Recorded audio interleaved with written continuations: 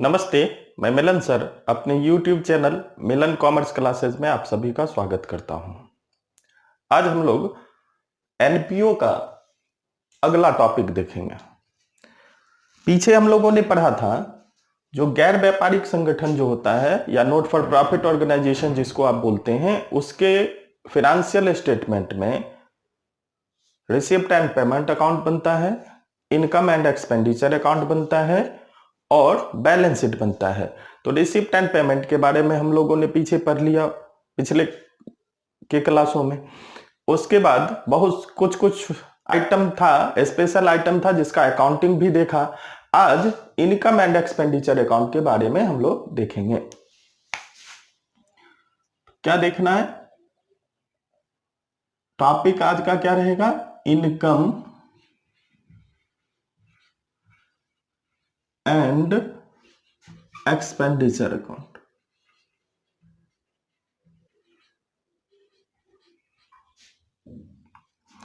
इसको क्या कहते हैं? आय व्यय खाता।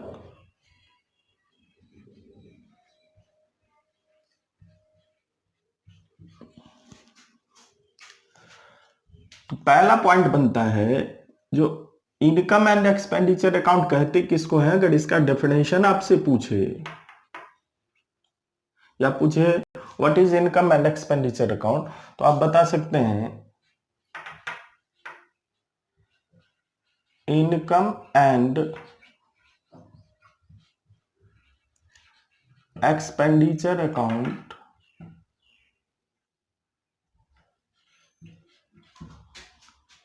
is a summary of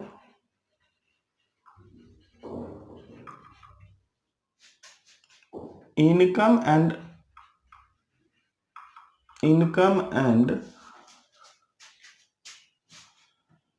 expenditure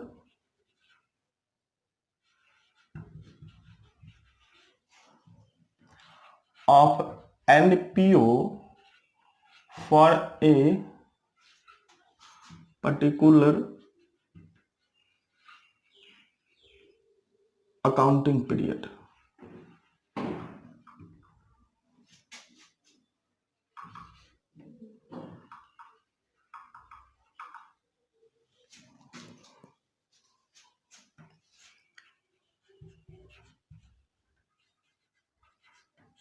आय व्यय खाता एक विशेष लेखांकन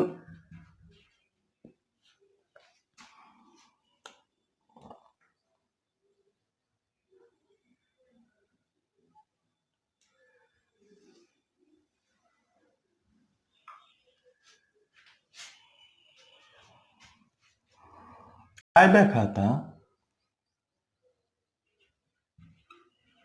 गैर व्यापारिक संगठन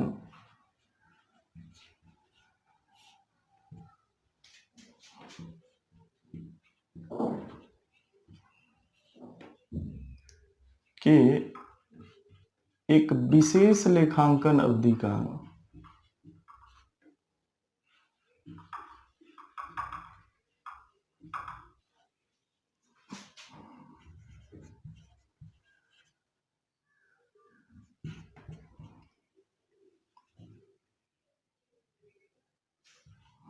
लेखांकन अवधि के आय एवं व्ययों का सारांश है। आय और व्ययों का सारांश है। यानी इनकम एक्सपेंडिचर अकाउंट क्या है? पार्टिकुलर अकाउंटिंग पीरियड 6 मंथ का हो, 12 मंथ का हो या अकाउंटिंग ईयर के लास्ट में हो, 1 अप्रैल से 31 मार्च का जो टाइम पीरियड है, इस टाइम पीरियड में इनकम और एक्सपेंडिचर कितना, गैर व्यापारिक संगठन के पास कितना इनकम आया और कितना उसका एक्सपेंसेज हुआ, इसका समरी कौन दिखाता है आपको? इनकम एंड एक्सपेंडिचर अकाउंट दिखाता है। अब इसके बारे में कुछ बातें याद रखना है। It is just like as PL account of PMO, यह व्यापारिक संगठन के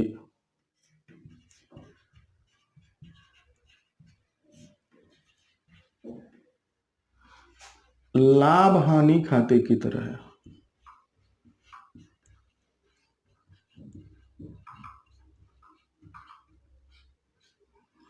अगर हम कंपैरिजन करें तो ये किसके तरह है, तो प्रॉफिट मेकिंग ऑर्गेनाइजेशन में जो हम लोग प्रॉफिट एंड लॉस अकाउंट बनाते थे उसके तरह आपका क्या है, इनकम एंड एक्सपेंडिचर अकाउंट है, एनपीओ का है उसके तरह, लेकिन दोनों सेम नहीं है। तो इसमें एक कभी कभी आपके एग्जाम में दोनों में डिफरेंस पूछ लेता है। कुछ पॉइंट में लिखाता हूं, उस पॉइंट को आप ध्यान में रखिएगा शॉर्टकट में। इनकम एंड एक्सपेंडिचर अकाउंट है,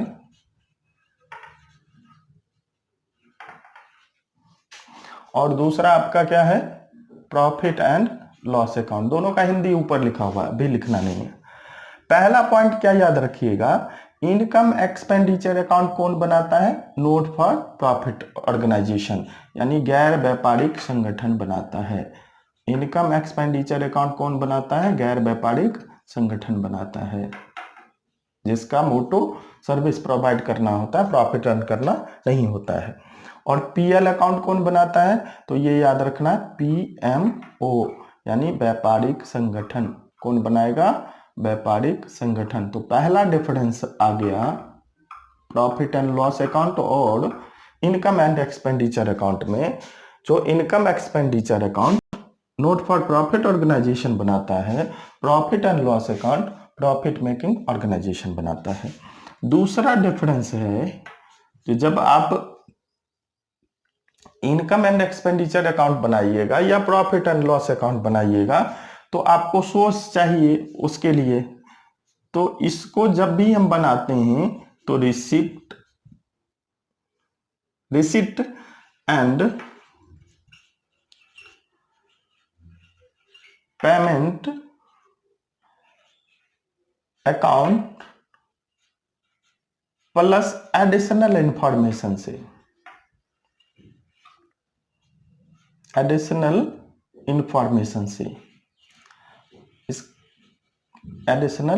इंफॉर्मेशन से, यानी जब भी आप इनकम एक्सपेंडिचर अकाउंट बनाइएगा तो उसके लिए क्या चाहिए आपको, कहां से मैंने डाटा चाहिए आपको, तो रिसिप्ट एंड पेमेंट अकाउंट और प्लस एडिशनल इंफॉर्मेशन दिया हुआ रहना चाहिए। यानी क्या दिया हुआ रहना चाहिए, प्राप्ति एवं भुगतान खाता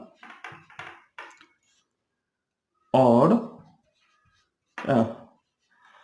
इसमें आ जाएगा आपका अतिरिक्त सूचना,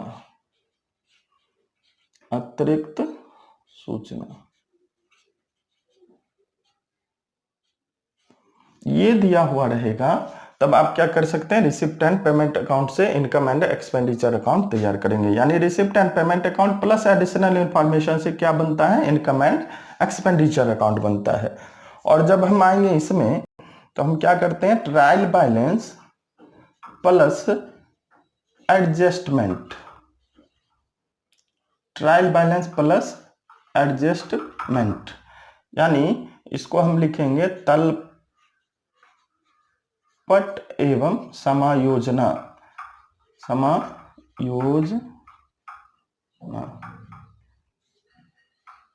एडजस्टमेंट्स लिख देते हैं, समायोजनाएं।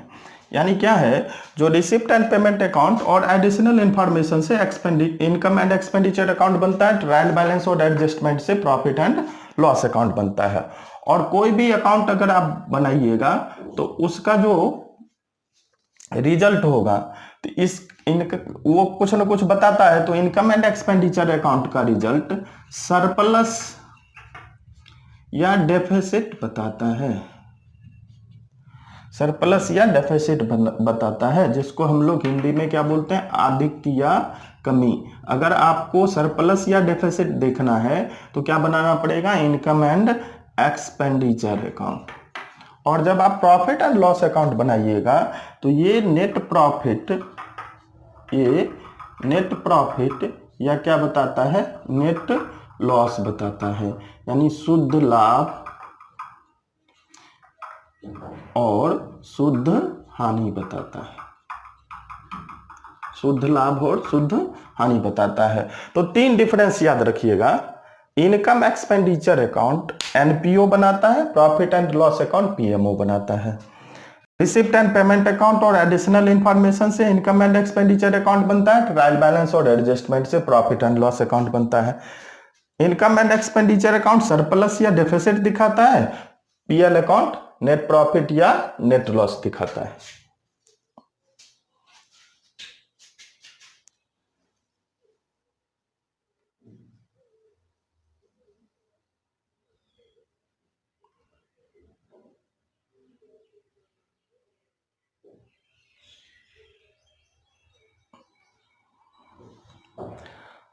अब देखिए नीचे वाला भी आपको दिखाई पड़ रहा होगा।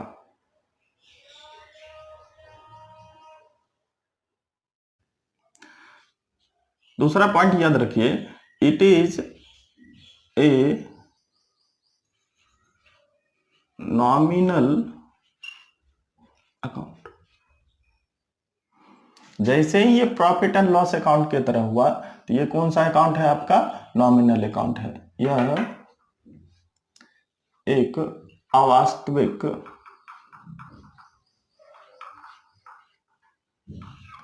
या नाम मात्र खाता है।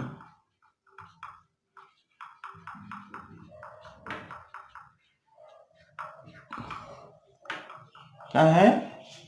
नॉमिनल अकाउंट है।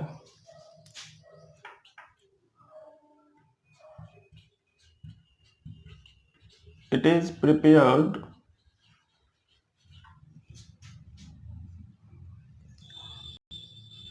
on the accrual basis of accounting।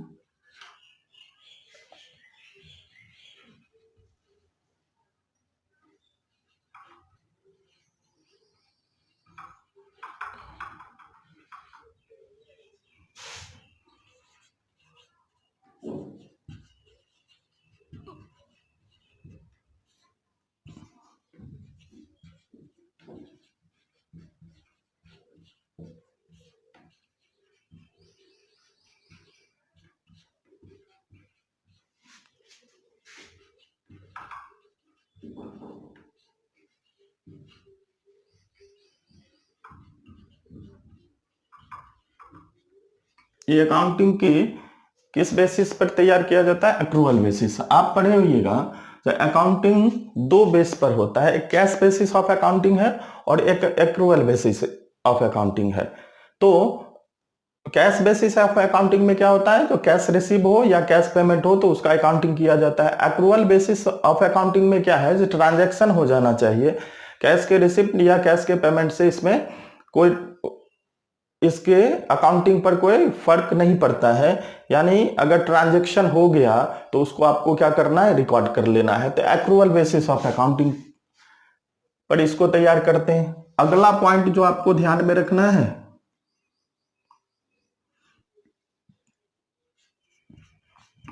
It is debited with all revenue expenditure, all revenue payment of current accounting period। यह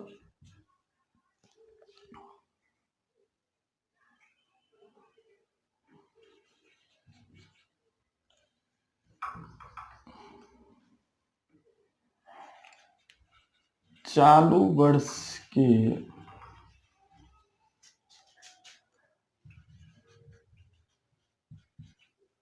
आयगत भुगतानों से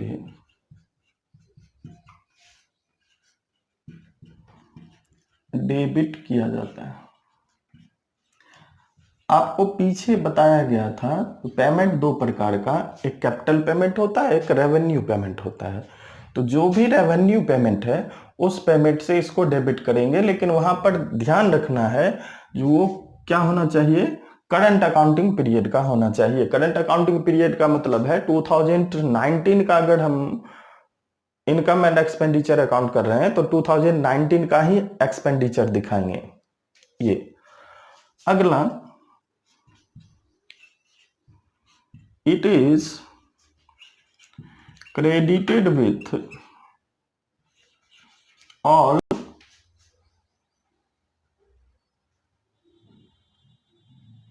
revenue receipt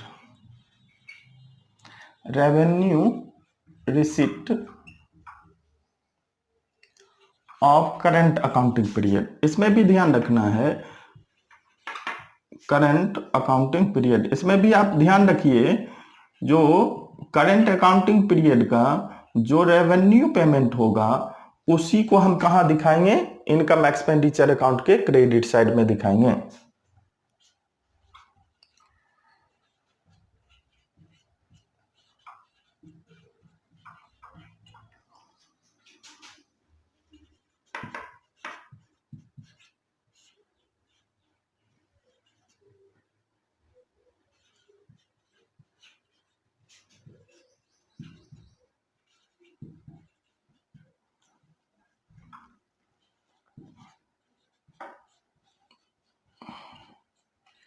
यानी क्या देखना है, यह चालू वर्ष के आयगत प्राप्ति से क्या किया जाता है, क्रेडिट किया जाता है।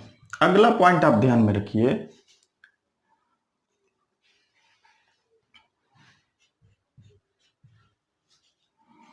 It also include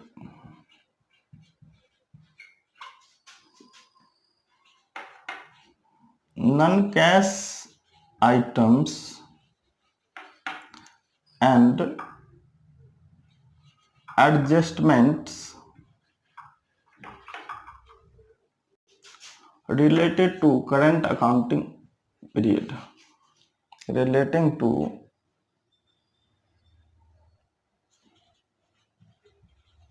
current accounting period।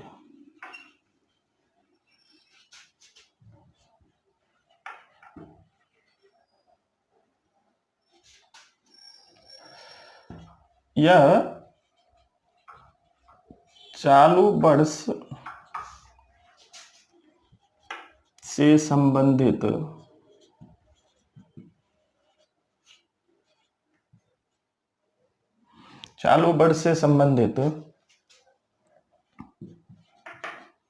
गैर रोकर मद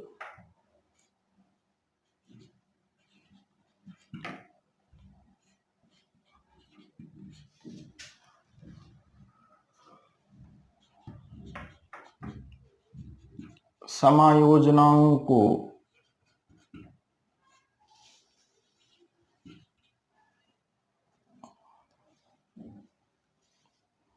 शामिल करता है। यानी इसमें आप क्या कर सकते हैं, जब इनकम एंड एक्सपेंडिचर अकाउंट बनाइएगा तो उस केस में आप क्या करेंगे, जो नॉन कैश आइटम अगर दिया हुआ रहे या एडजस्टमेंट दिया हुआ रहे लेकिन वो करंट अकाउंट पीरियड का हो तो उसको आप क्या कर सकते हैं, इनकम एंड एक्सपेंडिचर अकाउंट में आप दिखाइएगा। अब जैसे आप पढ़े रिसिप्ट एंड पेमेंट अकाउंट में डिप्रिसिएशन नहीं दिखाएंगे, नॉन कैश आइटम है। आप आउटस्टैंडिंग सैलरी को नहीं दिखाएंगे, एडजस्टमेंट है।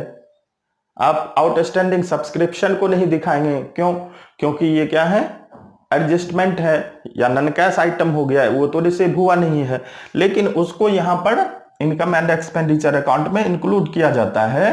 शर्त यही है जो वो किससे रिलेटेड होना चाहिए, जिस टाइम पीरियड का, जिस अकाउंटिंग ईयर का आप एनपीओ का इनकम एक्सपेंडिचर अकाउंट बना रहे हैं उससे ये रिलेटेड होना चाहिए।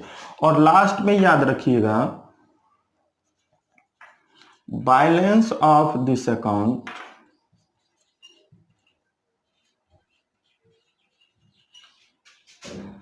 सो सरप्लस और डेफिसिट।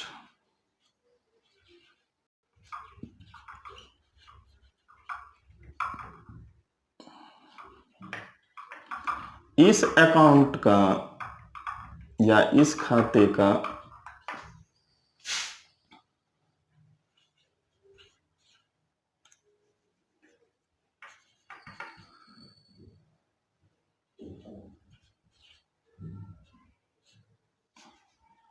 अधिक या कमी दिखाता है। इस खाते का शेष अधिक या कमी दिखाता है।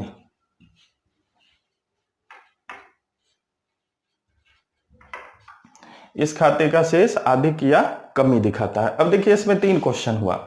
इनकम एंड एक्सपेंडिचर अकाउंट क्या है आप बता सकते हैं। इनकम एक्सपेंडिचर अकाउंट और पीएल अकाउंट में डिफरेंस क्या है वो आप बता सकते हैं। इनकम एक्सपेंडिचर अकाउंट का फीचर्स क्या है। तो अभी जो जो हमने लिखा है उसमें जितना पूछे जिस मार्क्स के अनुसार आप उसमें पॉइंट लिख सकते हैं। 2 मार्क्स का पूछेगा तो 2 लिख सकते हैं, 6 मार्क्स का 5 मार्क्स का पूछेगा तो आप 5 लिख सकते हैं इसमें। तो ये सब क्या करना है। अब देखिए कभी कभी आपको एक क्वेश्चन पूछता है इसमें भी, जो receipt and payment account, receipt and payment account और इनकम एंड एक्सपेंडिचर अकाउंट में क्या डिफरेंस है। इनकम एंड एक्सपेंडिचर अकाउंट में क्या डिफरेंस है।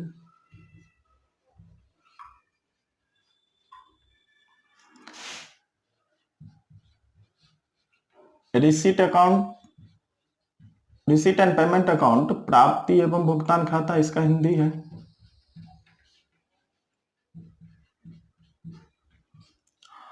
इनकम एक्सपेंडिचर अकाउंट को आय व्यय खाता बोलते हैं। दोनों में क्या डिफरेंस है। तो बेसिकली पहला डिफरेंस आपको याद रखना है, सिर्फ पॉइंट में बताऊंगा। पहला डिफरेंस याद रखिए, ये रियल अकाउंट है। रिसिप्ट एंड पेमेंट अकाउंट कौन सा अकाउंट है, रियल अकाउंट है, जिसको बोलते हैं वास्तविक खाता। ये कौन सा है, वास्तविक खाता है। और दूसरा जो है आपका इनकम एंड एक्सपेंडिचर अकाउंट है, ये नॉमिनल अकाउंट है। नॉमिनल अकाउंट मीन्स अवास्तविक खाता।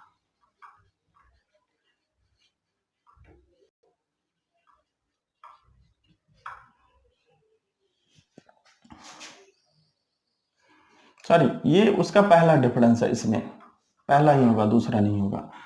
दूसरा डिफरेंस हम लोग देख रहे हैं, जो रिसिप्ट एंड पेमेंट अकाउंट को जब हम करेंगे तो इसमें कैपिटल एंड रेवेन्यू नेचर का आइटम दिखाते हैं, और वो भी किसी भी ईयर से रिलेटेड हो।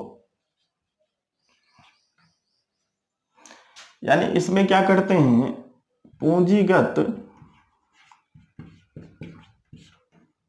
एवं आयगत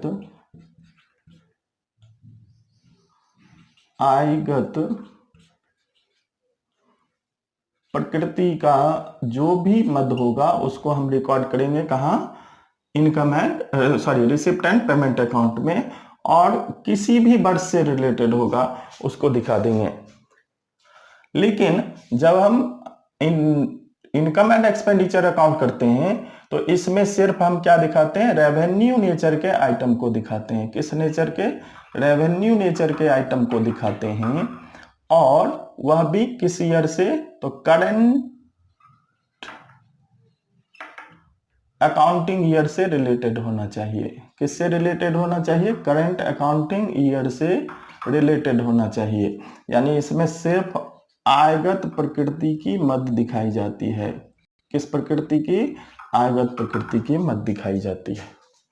तीसरा जो डिफरेंस आपको याद रखना है, ऐसे तो ढेर सारा होता है लेकिन तीसरा आप याद रखिए, जो ये क्लोजिंग कैश या बैंक बैलेंस दिखाता है, क्लोजिंग कैश या बैंक बैलेंस आपको दिखाएगा।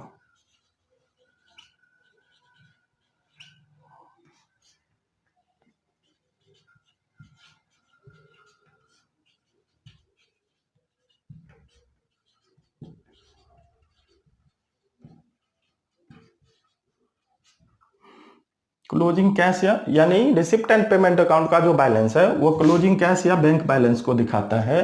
इनकम एक्सपेंडिचर अकाउंट में आइएगा तो ये सरप्लस या डेफिसिट को दिखाता है, सरप्लस या डेफिसिट को दिखाता है, यानी अधिक या कमी को दिखाता है।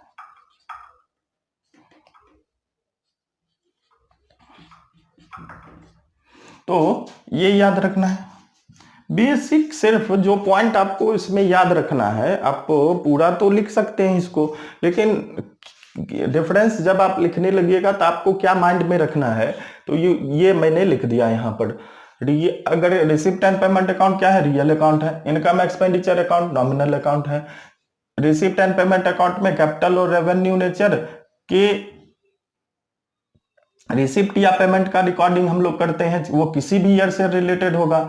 इनकम एंड एक्सपेंडिचर में रेवेन्यू नेचर के रिसिप्ट या पेमेंट का अकाउंटिंग करते हैं, लेकिन वो क्या होना चाहिए, करंट ईयर अकाउंटिंग ईयर से रिलेटेड होना चाहिए।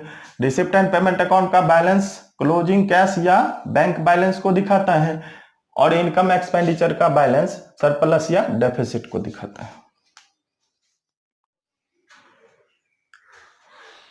अब देखिए रिसिप्ट एंड पेमेंट अकाउंट का फॉर्मेट क्या होगा।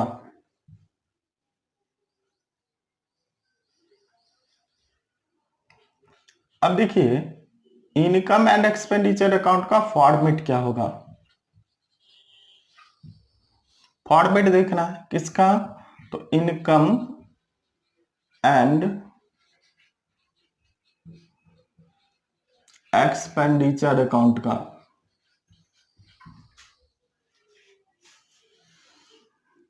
आप लिख दीजिए और फॉर द ईयर एंडिंग, यहां डेट लिख दीजिए।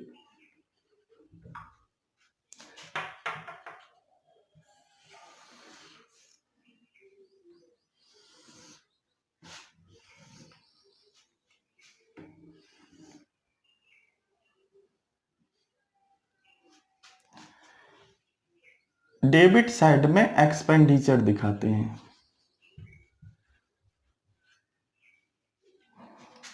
और क्रेडिट साइड में इनकम दिखाते हैं। क्रेडिट साइड में क्या दिखाना है, इनकम दिखाना है।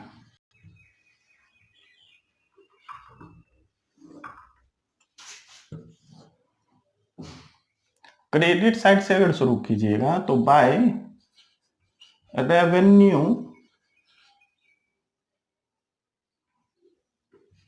रिसिप्ट, इधर क्या आएगा, कंसेप्ट पर देखना है इसको। ऑल रेवेन्यू रिसिप्ट को दिखाते हैं, लेकिन किस ईयर का, तो करेंट ईयर का होना चाहिए। किस ईयर का होना चाहिए, करेंट ईयर का होना चाहिए। और करेंट ईयर के होने में अगर कोई एडजस्टमेंट है उससे रिलेटेड तो उसको भी उसमें इंक्लूड करेंगे। डेबिट साइड में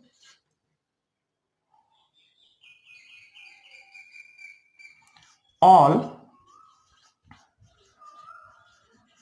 रेवेन्यू पेमेंट को दिखाएंगे, और इसमें भी एक कंडीशन वही है जो किससे रिलेटेड होना चाहिए, करंट ईयर से रिलेटेड होना चाहिए। इसको आप एक एक करके कहां दिखा दीजिए, डेबिट साइड में दिखा दीजिए। यहां ऑल लिख लेना है, ऑल रेवेन्यू रिसिप्ट। अब देखिए इसके साथ भी अगर एडजस्टमेंट होगा तो एडजस्टमेंट को इंक्लूड करेंगे। मान लीजिए सैलरी है, तो सैलरी तो हम एक्सपेंडिचर साइड में दिखाएंगे। 50,000 सैलरी दिया हुआ है, आउटस्टैंडिंग सैलरी 20,000 है, तो हम सैलरी कितना दिखाएंगे, टू सैलरी लिखकर 50,000 दिखाएंगे, एड आउटस्टैंडिंग सैलरी दिखाएंगे 20,000, और दोनों को ऐड करके 70,000 इसके डेबिट में दिखा देंगे। और लास्ट में क्या करना है, इस दोनों का कंपैरिजन कर लेना है। सरप्लस आएगा जिसको कहते हैं that is excess of income over expenditure if credit greater than debit. अगर क्रेडिट साइड डेबिट साइड से बड़ा हो तो आपको सरप्लस आएगा, जिसको आपको डेबिट साइड में सरप्लस लिखकर दिखाना है, या क्या लिखकर दिखाना है, excess of income over expenditure लिखकर दिखाना है।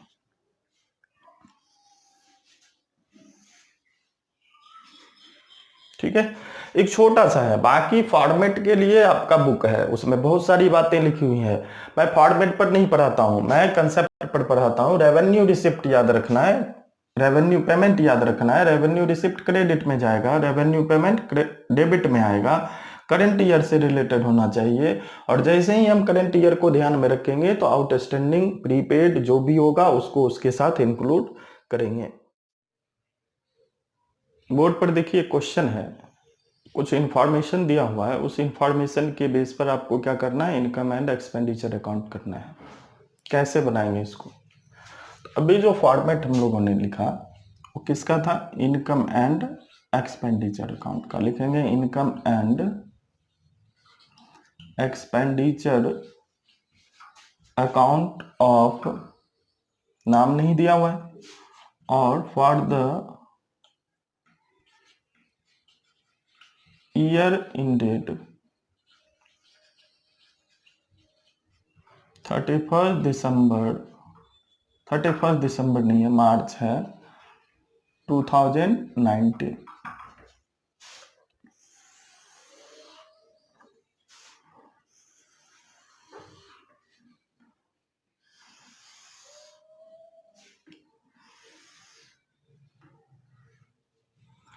फॉर्मेट लेंगे,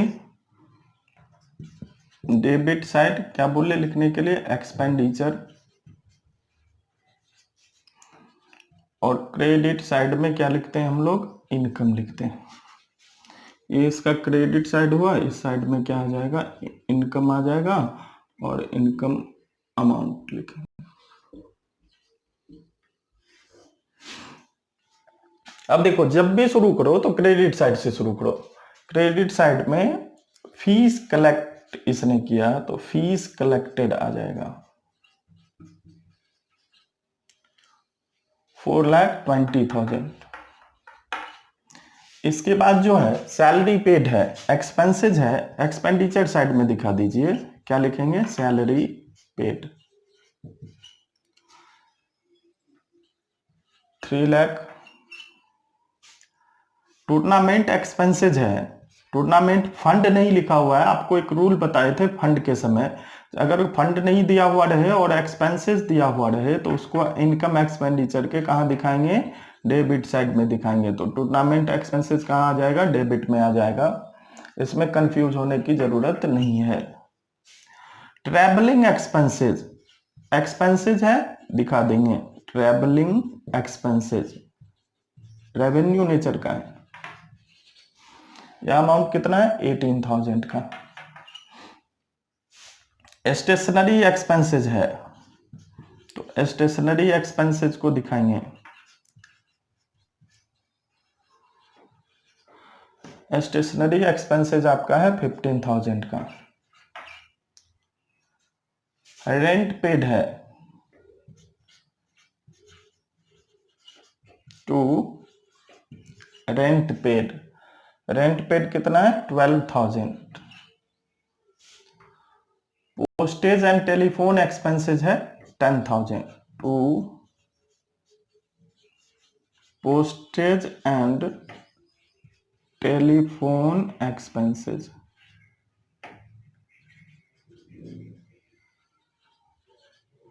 और ये पोस्टेज एंड टेलीफोन एक्सपेंसेज आपका कितना है, 10,000 का है। और एक परचेज ऑफ बुक्स लास्ट में लिखा हुआ है 20,000। बुक आप जानते हैं एसेट होता है और ये क्या है, कैपिटल पेमेंट है, तो इसको यहां पर दिखाएंगे नहीं, इसको कहां ले जाएंगे, बैलेंस शीट के एसेट साइड ले जाएंगे।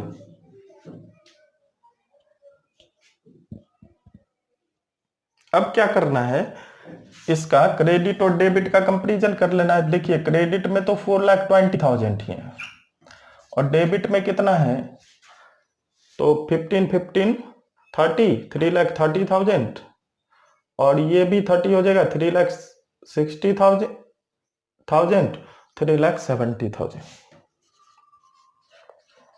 3,70,000।